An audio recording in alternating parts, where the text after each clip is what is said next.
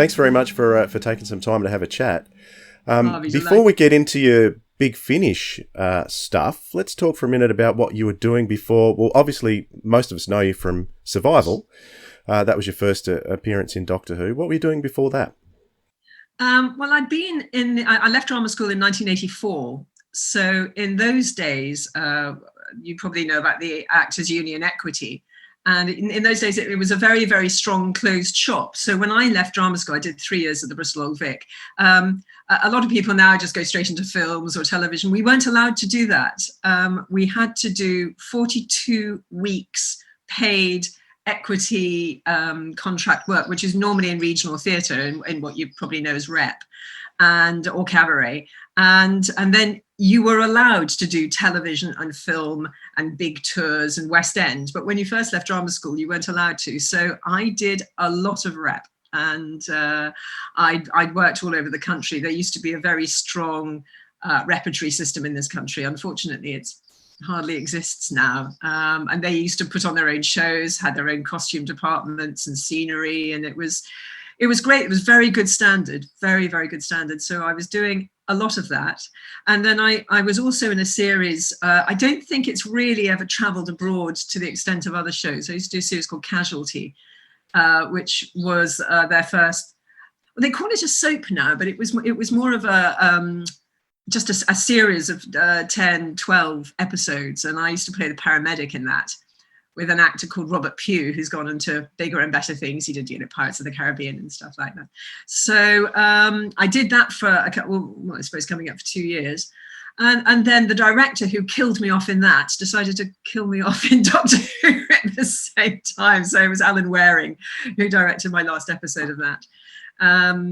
And I never know whether that was a good choice or not, because they were going to finish the whole series after series 2 of Casualty. And I thought, well, might as well go out with a bang. Only to find out that my last episode went in over 10.5 million viewing figures, and they decided to keep it on. So I was the martyr to the altar of Casualty, which is still going after 30 odd years. Amazing. But Yeah. no, but that's how I got the gig for, sorry, my hair is all over the place. Isn't that terrible? That's how I got the gig for with Alan Waring. Yeah. Okay. So there was quite a gap before you sort of returned in a big way to the universe of Doctor Who, but the character that you're famous for, Benny, was going for quite a while before that. Were you involved, like a lot of the other Doctor Who actors, in fan productions and things like that? Were you? No, it came completely left field. I had kept in contact with Mike Tucker, who was one of the visual effects designers on Survival. He was a mate, really, and he rang me because I used to do a lot of radio drama. That's another thing I used to do, was a lot of radio drama for BBC.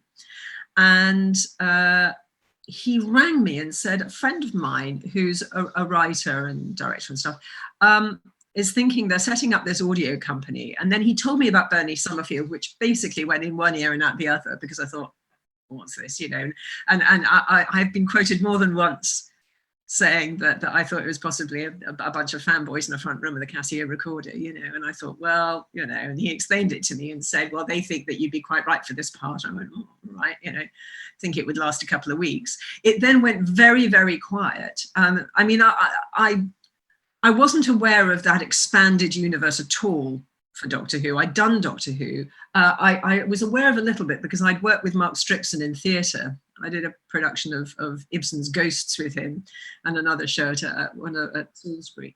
And so I was aware that he would have people lurking around and, getting lots of letters and things in the post, But in terms of audio visuals, which of course was pre-Big Finish, I think it was Nick and Jason and Gary Russell. I wasn't aware at all. So anyway, cut a long story short, it went very quiet. And then I got a call saying, do you want to audition for this part? And I thought, audition? How very dare you? No, I was only joking. And I thought, well, okay then. And I turned up in South London in Nick Briggs' front room with again, it has been reported more than once, with a microphone strapped to an uplighter. And I thought, this is professional. Not. And I read for Oh No It Isn't, which is the very first, as it turns out, the very first audio that Big Finish made. I thought it was a bit of fun, Anyway, I got the gig, turned up to this, what can only be described as a sort of damp cellar in a slightly unsalubrious part of London, run by a couple of hippies and a moth-eaten cat, with one microphone in the middle of a room, and lots of other actors, including Nick Courtney. And I thought, oh, okay, that's quite cool, and people like Mark Gatiss, who I didn't know obviously at the time, and a lot of Nick's friends, and Alistair Locke, who was he's been doing a lot of engineering and acting since for Big Finish, in the corner with the DAT machine.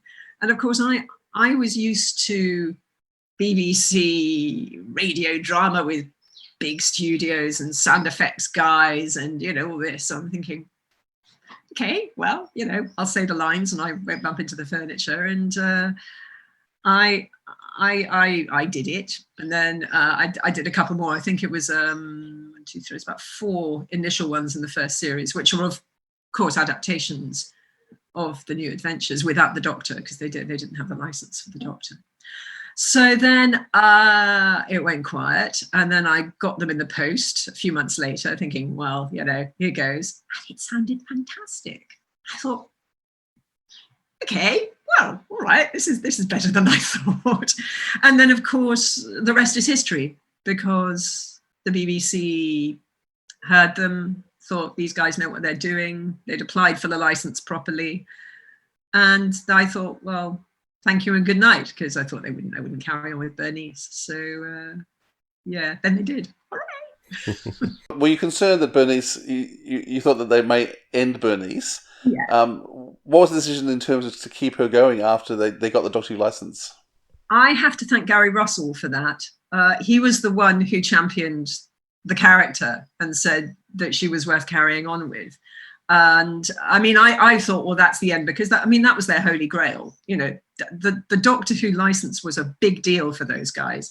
I mean, there was no indication at that point that it was ever going to come back, and they knew that there was a market for it, and they knew it because they loved it, and they'd kept in contact with a lot of the Doctor Who actors.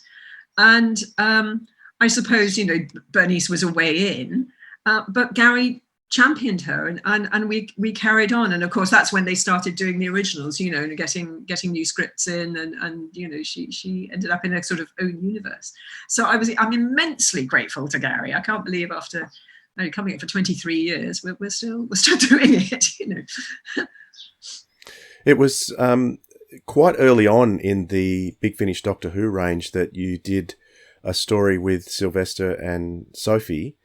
What was that like, getting back together with them?